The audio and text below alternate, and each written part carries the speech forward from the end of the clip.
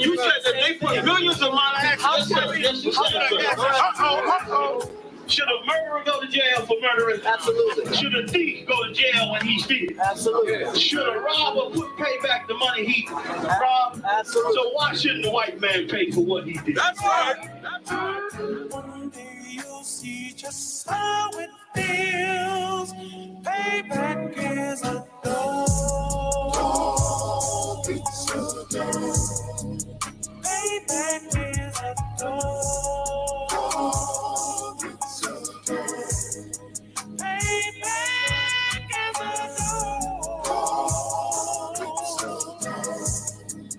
Payback is a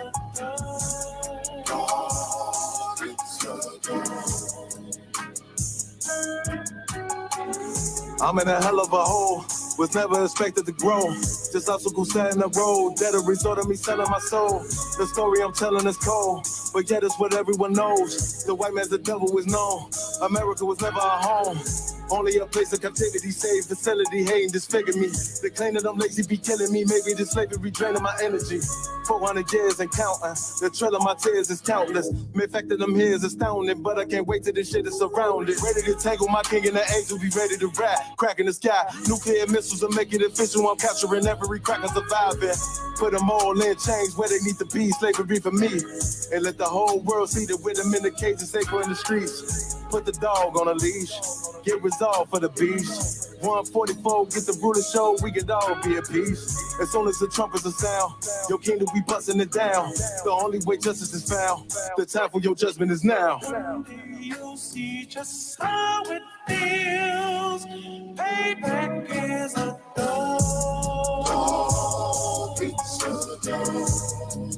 Payback is a dog.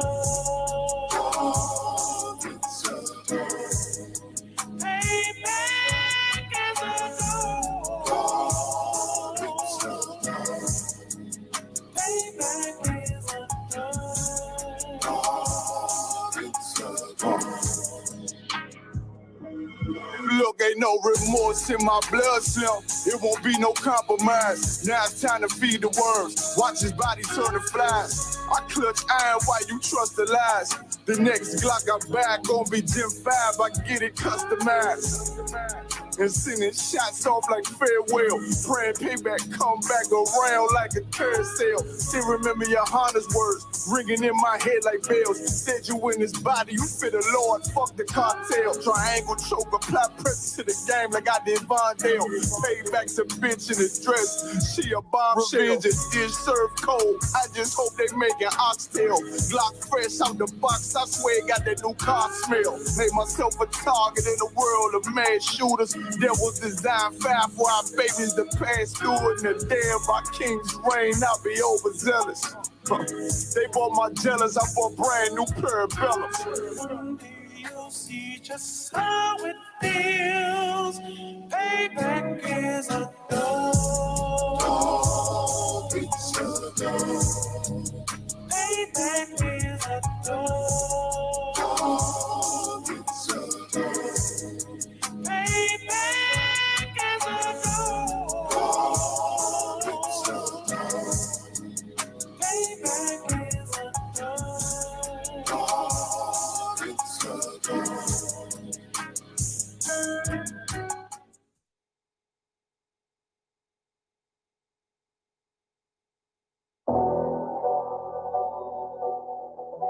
I got you.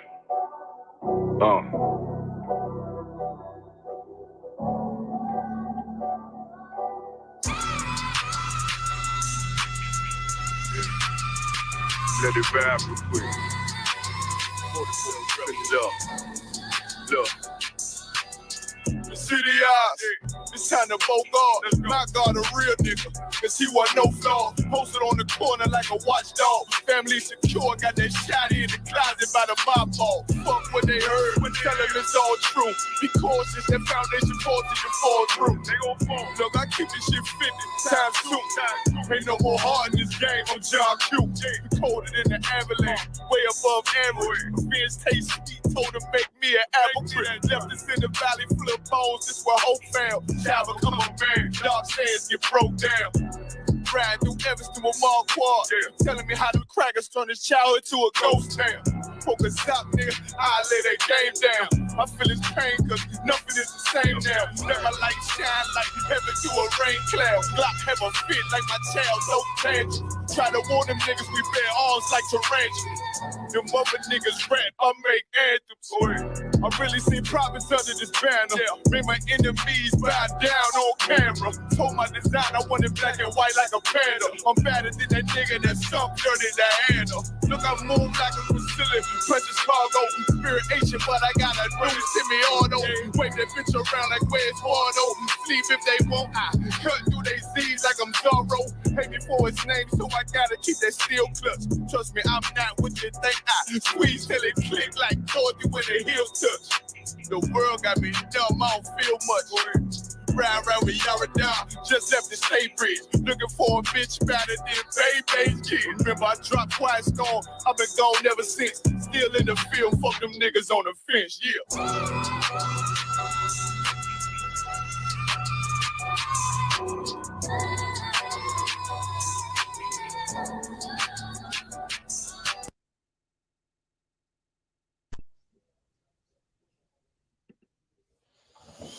All right, Shalom, Israel. This is the Israelite School of Universal Practical Knowledge at 1 West 125th Street, Harlem, New York, under Commander Junior Hunter. Today is Isupk Atx Lashawan Qadash class. For today's class, we're going to be going over verbs. Not so much a vocabulary of verbs, like what are, we might get into in that too, but we're getting down to the breakdowns of how to use verbs and different things like that with the Hebrew, right? So last class, we had started off with what? Pronomial suffixes, right?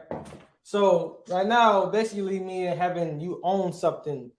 Like pronouns, it meant to have like possessive over it, right? So just a quick breakdown of what we taught last class. So right here on the board, we had this chart, right? See like first person singular. So we had sawas, right? Sawas means horse in the Hebrew, right? Sawas. We added the suffix ya to it to say what? To my, right? Slug his, right?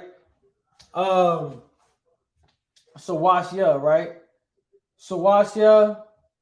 Then we had Sawasya is the same thing for his horses, right? I mean, my horses, right? Right? For second person singular, we have ka, right? Ka. Then we have, which is what? Your, right? Your. Now these are all simple things we already discussed. The suffixes, right? The suffixes are used for possessives, right? So my, your, stuff like our, hers, his, right? So ka is what? Yours. So now if you have your horse, right? Your is your horse. But if you want to say it's your horses, and we want to make the noun itself plural, you want to put the ya, right? So see right here, we have horses up here. So you see everything is just whatever you use. So for example, right here we got nawa. Nawa is our, right? We use home for this example. So our home, right? So we would just use our home, right? Bayath nawa, that's our, that's home with the suffix r, so it comes into our home, right? But we want to make it say our homes. We have more than one home. We will make the homes plural. We will add the ya in front of it. So we would say bayath. We say bayath yanawa. Pretty simple, right? That's what we broke down last class. So today we finna go down with the verbs. I'm finna go down, write the Hebrew Lashawan Qadash down.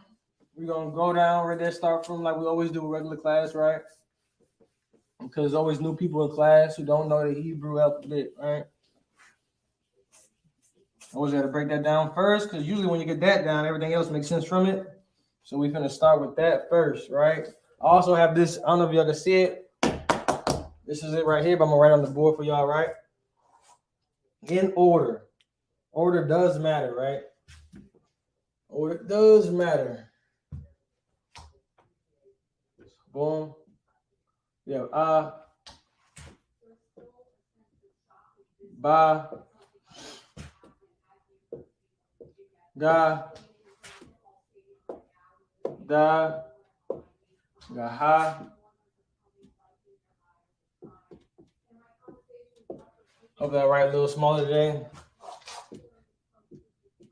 Boom. Wa. So I might make it a little smaller. It's not gonna fit. Ka. Ta. Ya. Ha. Ta. Ya. Ka. Make sure, I'm gonna break that down a little bit later though, but of course, let's just keep going.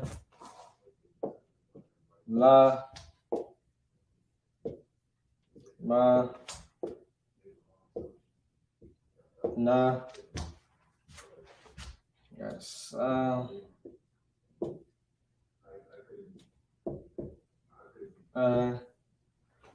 just, all right.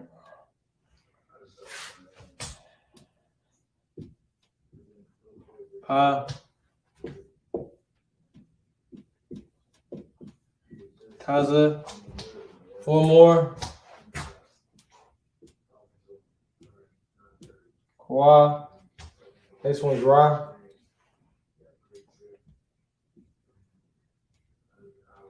Next one's Sha.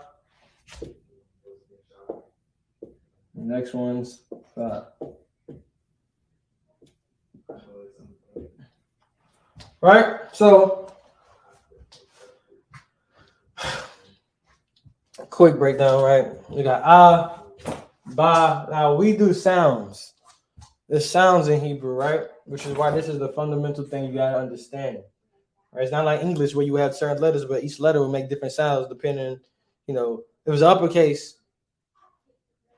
If certain words have vowels at the end of it, you pronounce it different, right? That's crazy, right? But look, that's ba, ga, da, ha, wa, za, ha, ta. See, that's a ha. Like you spin some up. Ha, ta, ya, ka. La, ma, na, sa, I, pa, taza, kwa, ra, sa, tha.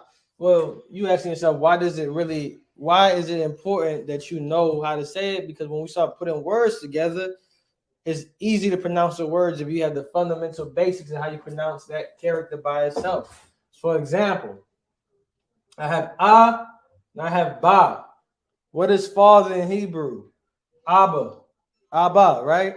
Now, of course, the way I said Abba, you start having your own, how you say? I don't say dialect, but every brother got a different way to pronounce things, right? But you understand I say Abba, right? Abba, say a little faster, gets more fluent. Then when you get and ba, the next thing to practice on is the spaces, meaning when to take the pauses in there to sound fluent. So I'm not gonna say Abba, it's Abba. See that? Abba, it's not Abba, right? When we get bigger words, you know what I'm saying? You got even Amma, which is mother. You don't want to say Amma. It's Amma, right? Amma. Amma, right? Now, that is ancient. Right? Like I said, you go back to a couple classes where we broke down what all these things mean, right? Eyes mean strong, you know what I'm saying? Strong, it looks like it's from ox. Adam seen an ox's head put sideways. You got ba, which means home. Tent, right?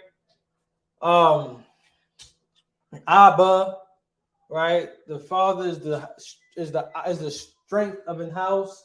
So you get Abba, right? See that? We had a bigger breakdown last couple classes, but you get the idea. So we're just gonna erase these and just put the Assyrian on there because the Assyrian is what we usually go through a lot. Depends. Some days we do mostly ancient or Assyrian. Depends. I like doing a little bit more Assyrian than ancient, just for practical reasons. It sucks that we live in a time where our language is not seen as in the ancient, right? So we just gotta do it with the Assyrian, because if you used to go to Israel or just Hebrew period, I know they pronounce it in Yiddish, but you still can pronounce it the right way. You know what I'm saying?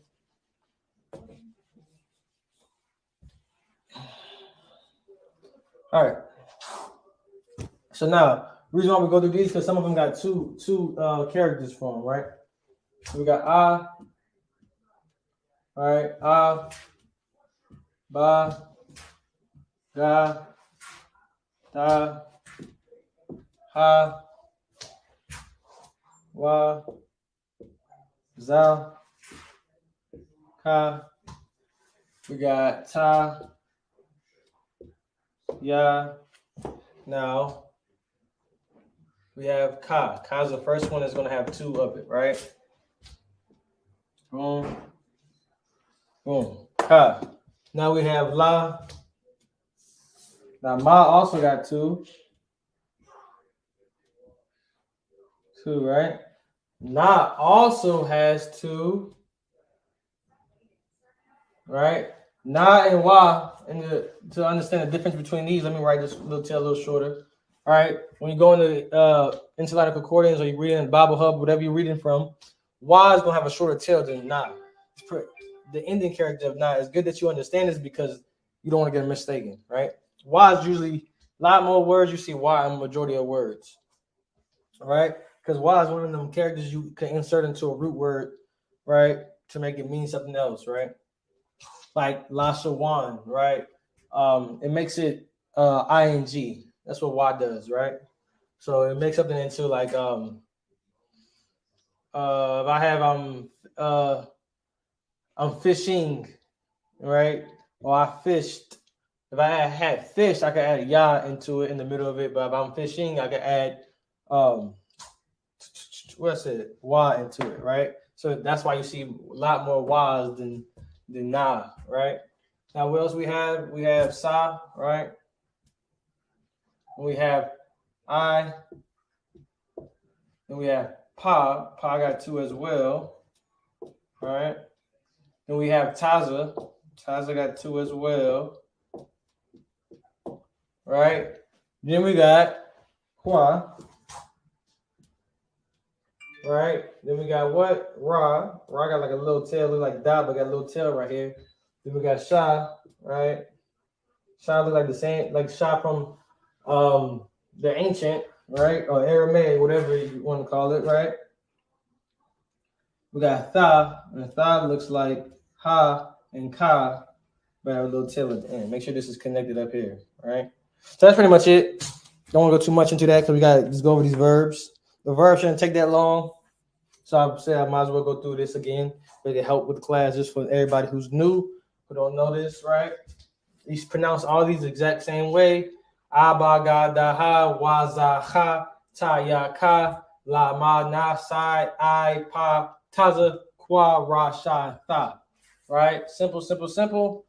Now, let's get into today's class.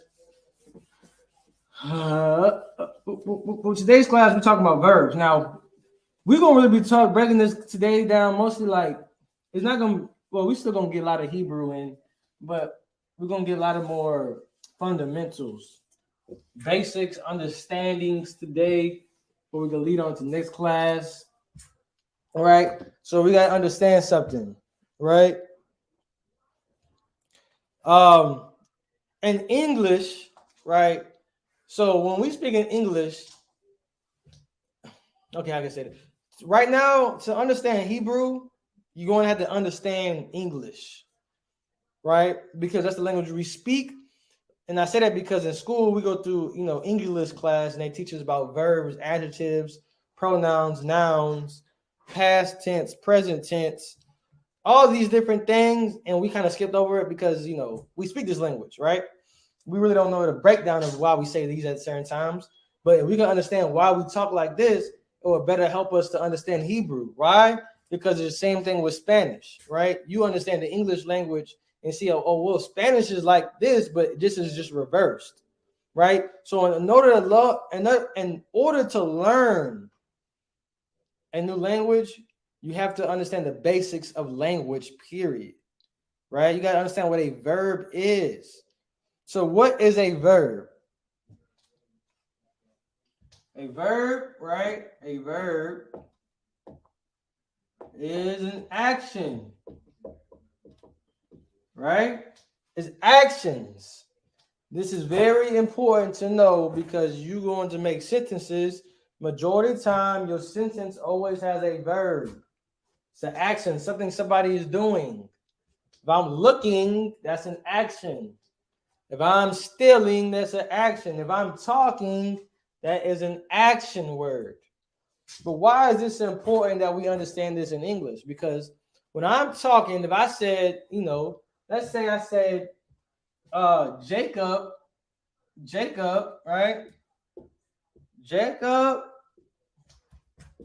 cut a tree. Boom. All right. So what's the verb? What's the verb in Jacob cut a tree? The verb would be, of course, cuts. It'd be cuts, right? But in English, we say Jacob cut a tree. Now, what do make up a sentence, right? We have a verb, a subject, and the object, right? A verb, a subject, and an object. So what is the subject, right? Let's write it down. The subject is who's performing the verb. Who is performing the verb or action, right? Because verb is an action. Okay. Now, object is what's how I say this. The object is what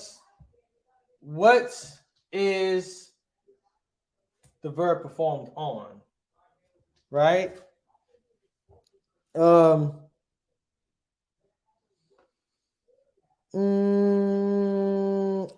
me see. Basically, I want to say to make y'all confused. So basically, the object is what's being performed on. This is performing the verb and what's being performed on, right?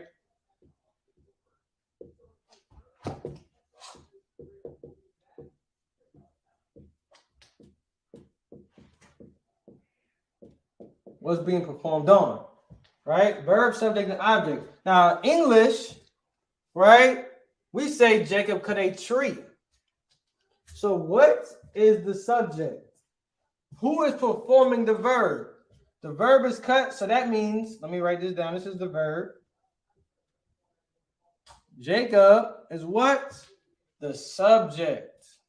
We talking about Jacob. Now, what is Jacob doing? Jacob is cutting a tree. So that's the object, right? That's the object.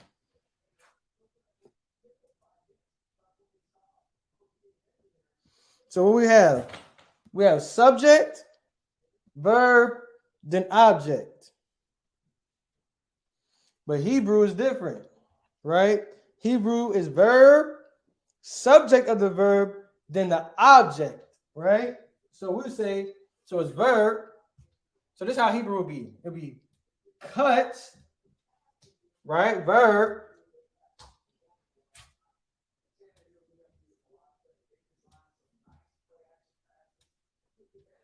Cut Jacob a tree. Right?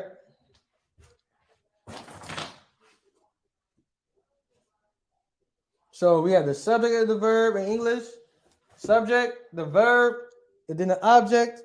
In Hebrew, it would be the verb,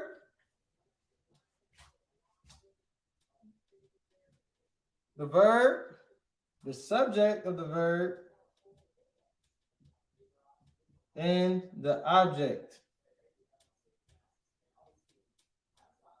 Now, you're like, well, that don't make sense. Cut Jacob a tree. Right? That don't make sense. It don't make sense. Why? Because when we're supposed to write this in Hebrew, But when you translate it from Hebrew, you would translate it to this. We're going to give an example, right? So basically, if I see the word Jacob cut a tree, right? And I want to say it in Hebrew, right? I don't want to say the translation as Jacob's first, Yaakov cut a tree, right? I would say cut, right? Yaakov a tree. And I'll say these words in Hebrew, of course. We could get them Hebrew words for y'all, but matter of fact, let's get that today. Let's get that word. Let's pull it up real quick. Salakia.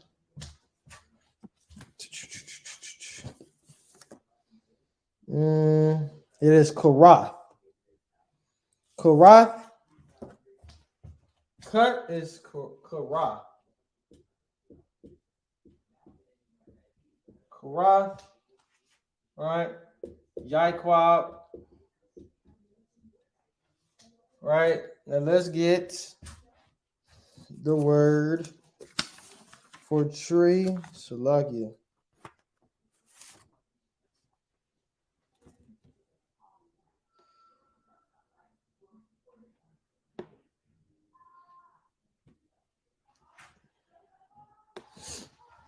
Atx. All right. Atx. All right. So in Hebrew, right, I wouldn't say. So this is how I say Jacob cut a tree, right? Now, if I want to say this in Hebrew, I would not say Yaakov Korath Atx. I would not say it like that. I would not. Right? I would say it like this. I would say Korath Yaakov Atx. I would say it like this, right? So I would say Yaakov. No, so like it. Korath for cut. Yaakov, Jacob, Atx. Understand? We're going to give an example now. Well, that was an example, but we're going to give you something in the scriptures. Right? Let's go to Genesis 1 and 2. Let me pull it up. 1 and 12, Salakia. And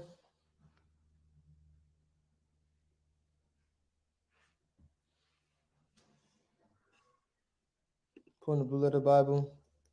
Give me 1 second. Let me put up my phone, Salakia. Let me do that way. Easier. All right. Put up Blue Letter Bible. Genesis 1 and 12. All right.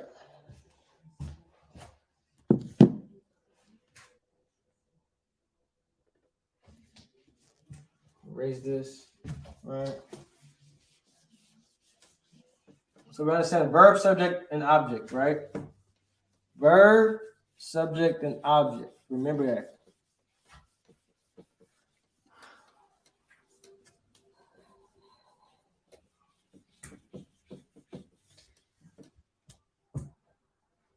All right.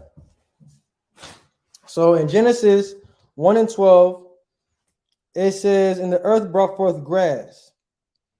Right? And the earth brought forth grass is the first one.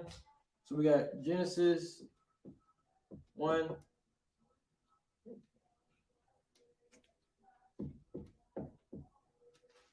So it reads, and the earth brought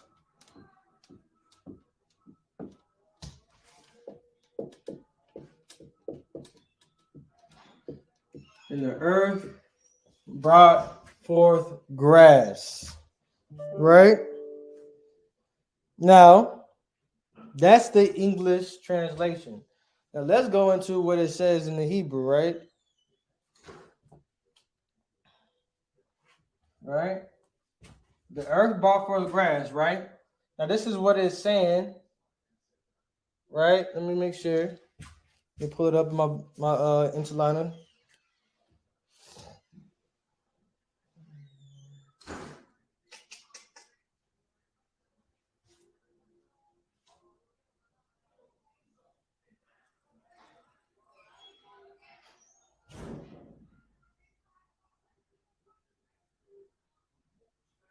All right. So this is the app we use. Y'all see that? It's Bible Hub. Sorry for the light. This is what we use for Sabbath service, right? The reason why we use this for Sabbath service is not the Blue Letter Bible when searching words, because the Blue Letter Bible. Okay, so the Interlinear Concordance says it, has it laid out how it's written, and the Blue Letter Bible will just have the word that it is in the English translation. So, for example, if I look at the Blue Letter Bible, I have it just like this, but it will say what this word is saying for and the earth brought forth grass. Meanwhile, in the Blue Letter Bible, it's going to have it in the way it says. So, in the Blue Letter Bible, it will have and brought forth the earth grass, right? So we're gonna write this down real quick.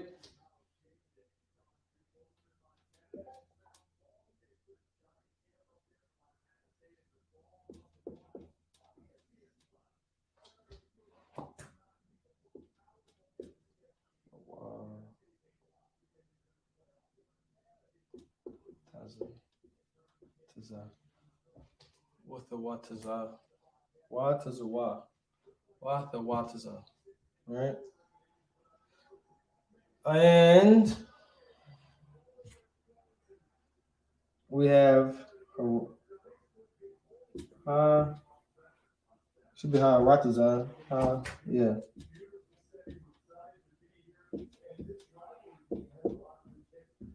Which is earth, land, same thing, right? And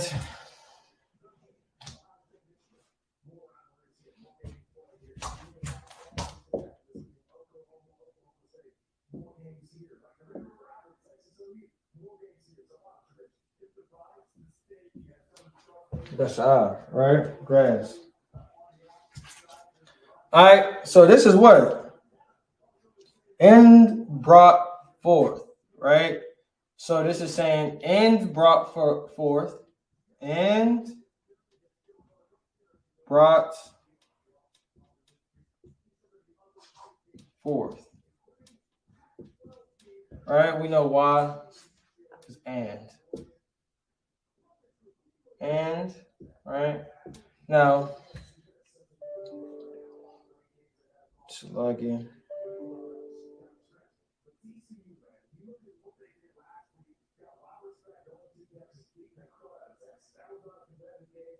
Should log in.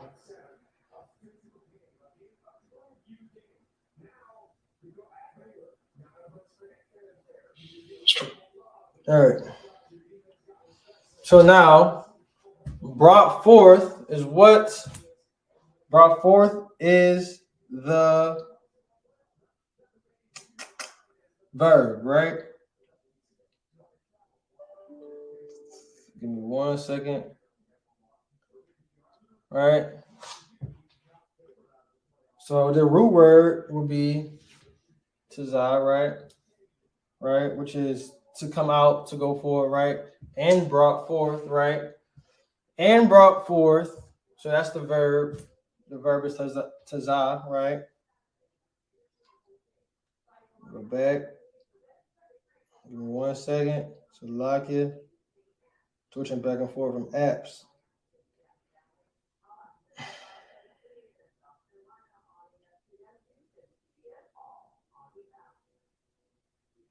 All right, and we have a ratazah, right?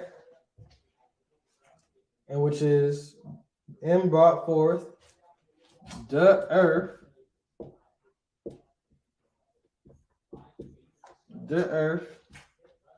right? The is ratazah is earth, which is also word for land, right? Ratazah, which is also word for land. Then we got grass, right?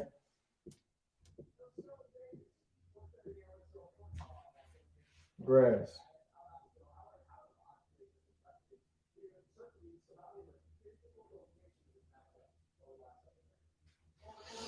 All right.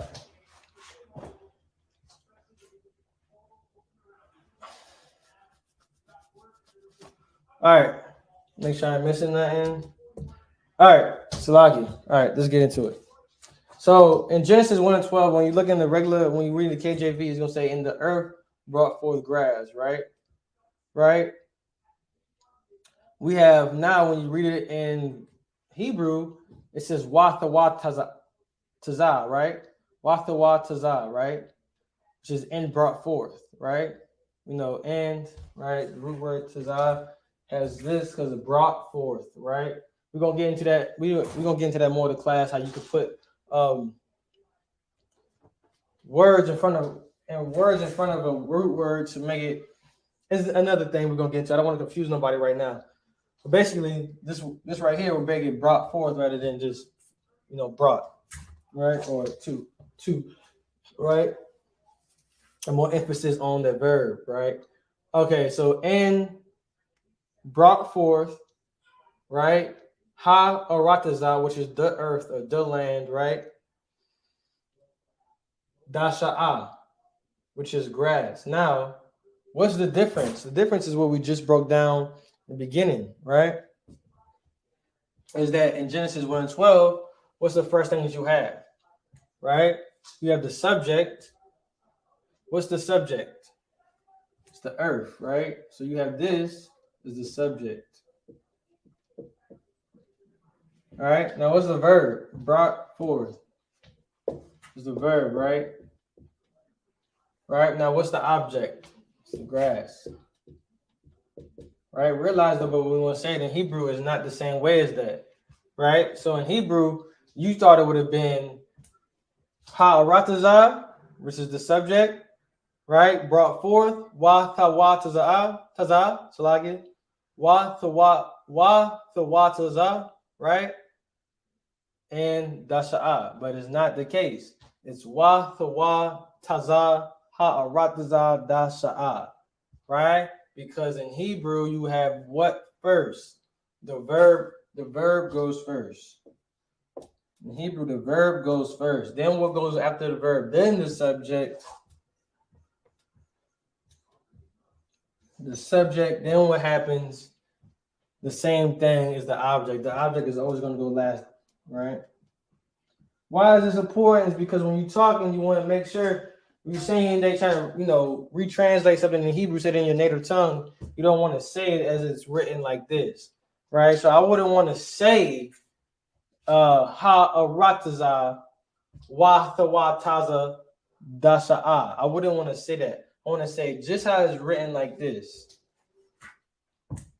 right?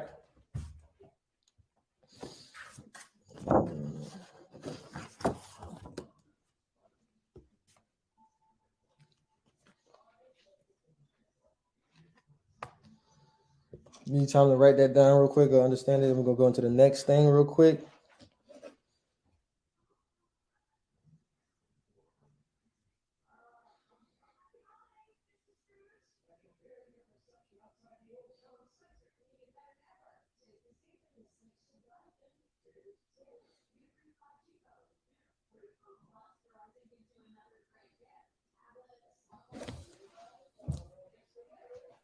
All right. And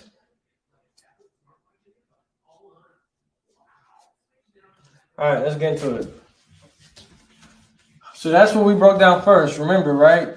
Structure of a sentence. That's basically what it is. Using a verb, structure of a sentence using a verb. That's how sentences are made. Now, what we get into sometimes right here, we're going to use a word and the subject is going to be applied.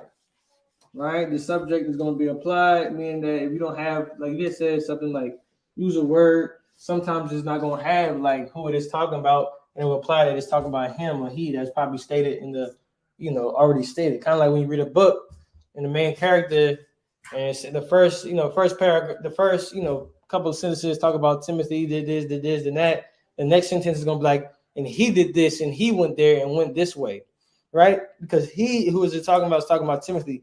You don't have to say Timothy did this again, and Timothy went here. Then Timothy did that. Then Timothy did this, and Timothy did that. It don't work like that. You say he did this, he did that, he went here, he went there. Right? Show you what I mean. So right now we're gonna do tense. So there are 4 tenses in Hebrew verbs, right? So we're still on verbs, right? So what are the tenses, right? we have perfect and imperfect, right? That's known. Perfect and imperfect. Imperfect. Then what else do we have? We have participle and imperative. Yeah, right.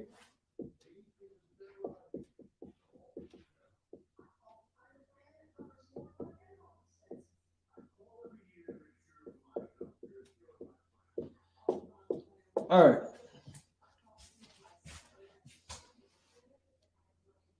Yep. So participle and imperative, right?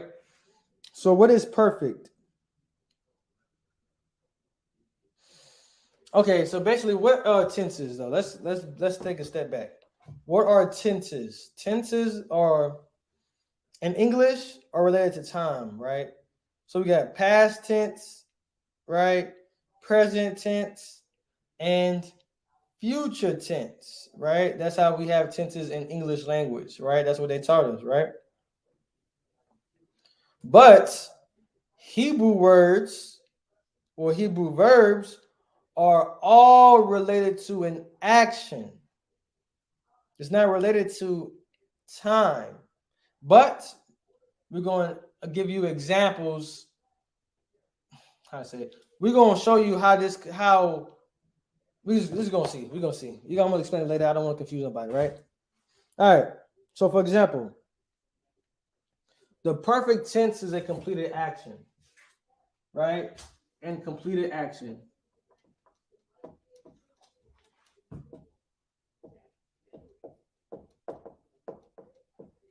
Right? A completed action, right? So, the imperfect tense is what? An incomplete action.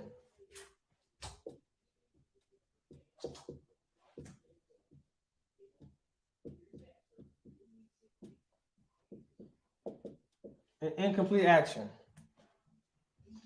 Right? Now the participle can be what? A current action or one who performs the action. Right? I'll give you examples later.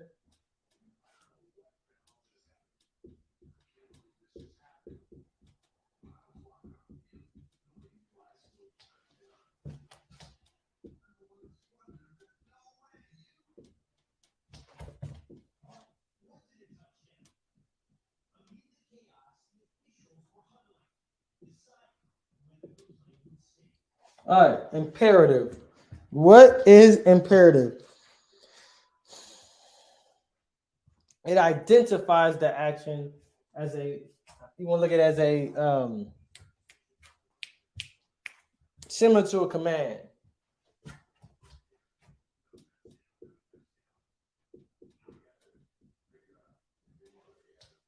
I'm just going to write. Basically, is a command. It is a command. Right? Now, let's give an example. So perfect is a completed action. What is a completed action? We're just going to use cut, right? A completed action would be what? What would a completed action be in English? What tense would it be? It would be a past tense because I completed it. So he cut. So it'd be he cut, right?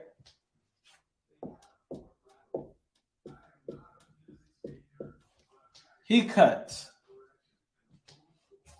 Now, imperfect is an incomplete action. So what is can be incomplete action in English? What tense? Present tense and future tense, right? He cuts or he will cut, right? He cuts or he will cut. It's Imperfected. It's incomplete. Because he did not finish the job. He cuts. He's cutting. He will cut. It's not done. He cut is perfect. It's a completed action. Now, participle, a current action of one who performs an action. Right? A cutting or a cutter. Right?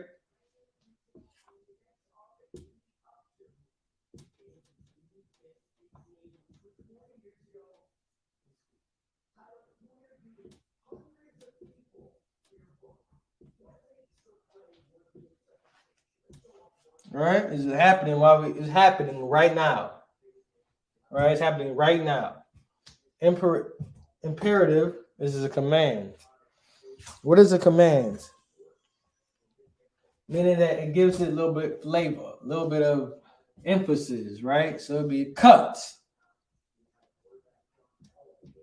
There.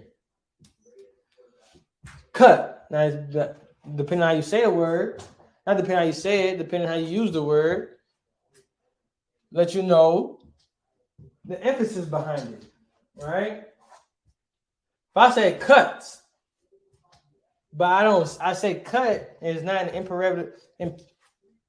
imperative form, Shalakia, right? It makes no sense. Like, cut what? Like, I mean, like, cut it. Like, this is, meanwhile, these are verbs, though. So if I say, he cut the tree, right? You could easily say cut is an incomplete sentence unless it's a command. If I say walk, it's a command. If I say talk, it's a command, right? I'm going to walk. I'm doing this. That's not a command. That's just how you say things, right? So that's what it's. So this is all the tenses is. It's 4. It's 3 in English, 4 in Hebrew, right? Now, perfect, imperfect. Perfect would be like, is a completed. So you can look at that as past tense in English. Imperfect is what? Present or future tense. This is why kind of understanding how we talk right now will better help you out through everything else, right? So give you time to write that down there, but we can give you some more examples.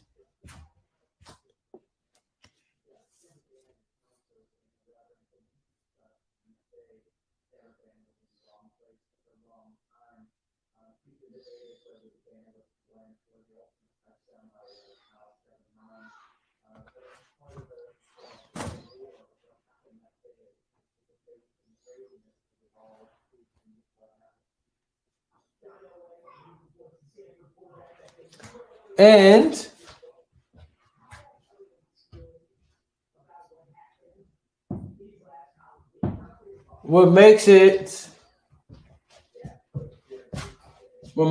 how you can make it perfect and imperfect, right? So now it's talking about, so now I got the word cut, right? We had the word cut. Now, if I want to change the perfect tense into imperfect tense, what I would do? I would add a wa to the prefix. Why to a prefix of a verb, right? To a prefix of a verb, meaning that you have wa to a prefix of not a verb. You can have it a prefix of a noun, right? You have a prefix of a pronoun, right? That's what you can have wa as for and. But if wa, the prefix wa, is in front of a verb, it changes it from perfect to imperfect, right? So if I have he cut, right, as perfect, and I put, wa in the beginning of it, now it's he cuts or he will cut, right? Very simple, simple, right? Let me see if I want to go through anything else with these verbs.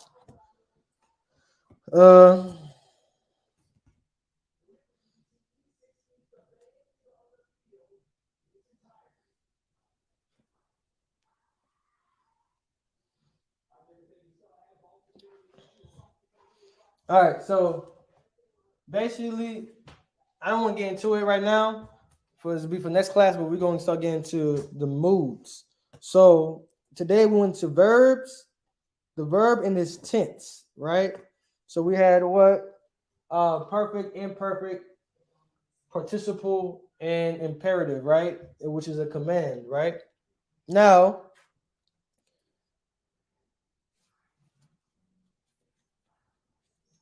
we went to that last class.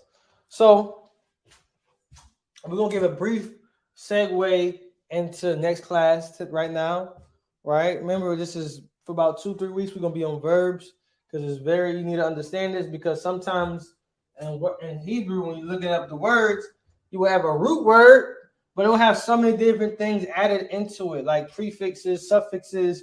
We went to suffixes last week, prefixes, I believe, pronominal nouns, things added to the end of it, and stuff like that, right? So you got to understand that to start really building your sentences, right? So we getting to understand the verbs, right? We're getting to understand the verbs. We're getting to understand how you structure Hebrew sentences rather than English sentences, right? Actually, we can see if we got to find more examples of that. Let's see.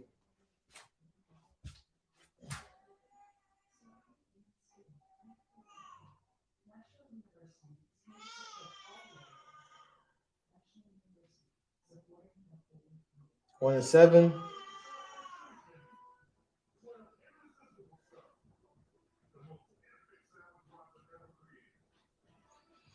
Genesis 1 and 7.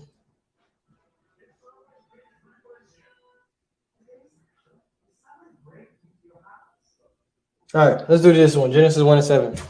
Does it end the class off like this? Give you another example of just the only reason why I'm not going into the other subject because it's a very not complex, but it got a lot of details to go into. Like for example, we just went on verbs, just the sentence structure right here, and it was kind of like took up almost the whole class already. So the next class we're gonna go over is going to be over moods. So just like at the beginning of the class when I broke down Genesis 1 and 12, how the sentence is structured in the Hebrew versus in English, we're gonna just give you one example, the same chapter, Genesis 1 and 7, right? Erase all this.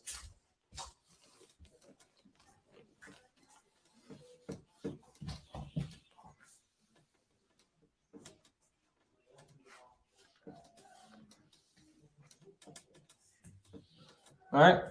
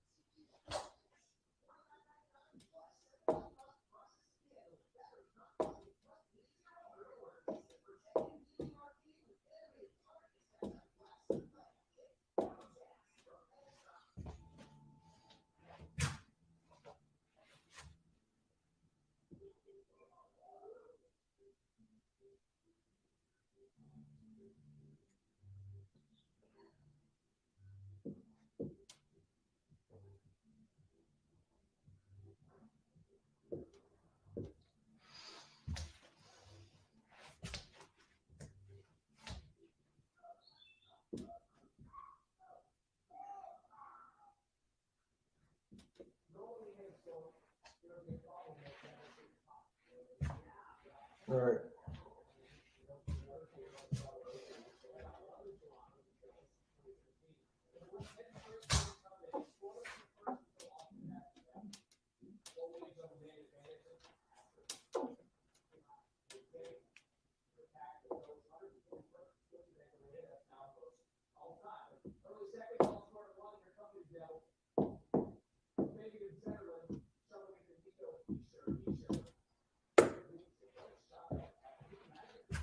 All right. Salagia. So, in of course, in the Interline Concordance, a little Bible Hub is written in Assyrian, but I wrote it down for everybody in the ancient. This should help you out with that, right? So this right here, so made. Actually, I might as well write it down for y'all.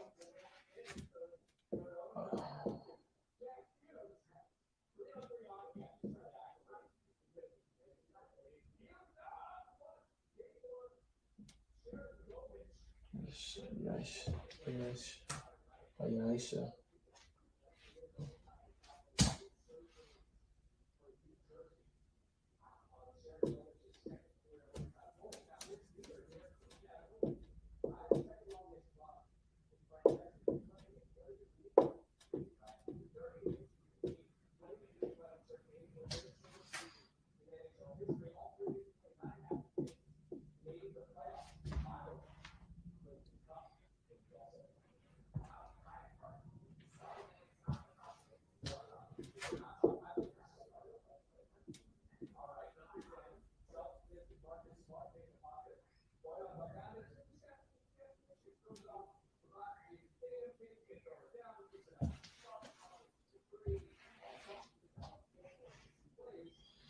Yeah.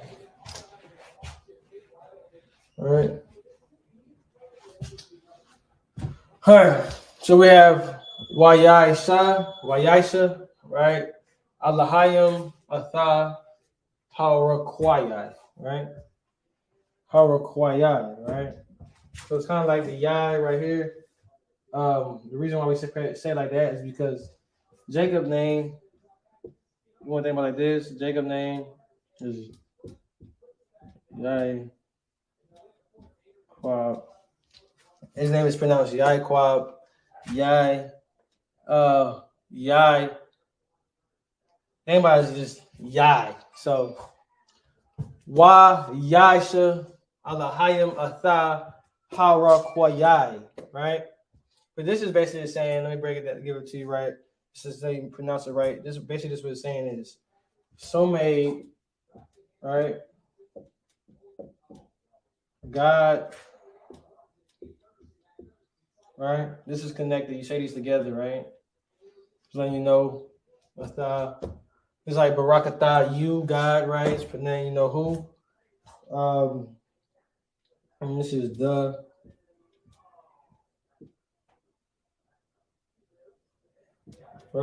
Make sure I spell this right. All right.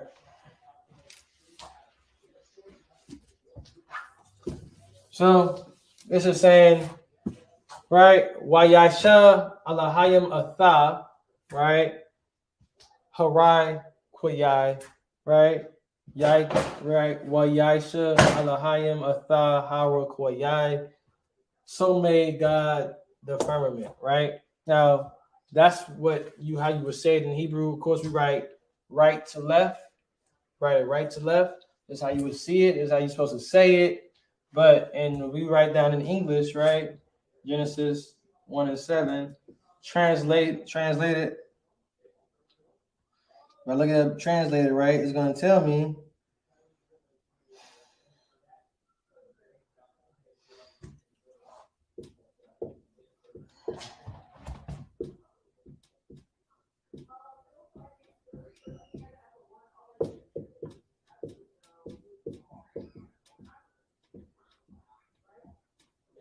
And God made the firmament. Simple.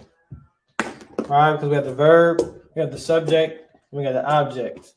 Right here we have the subject, the verb, the object. The object is what's going to be last, but the verb and the subject switches from English to Hebrew, right?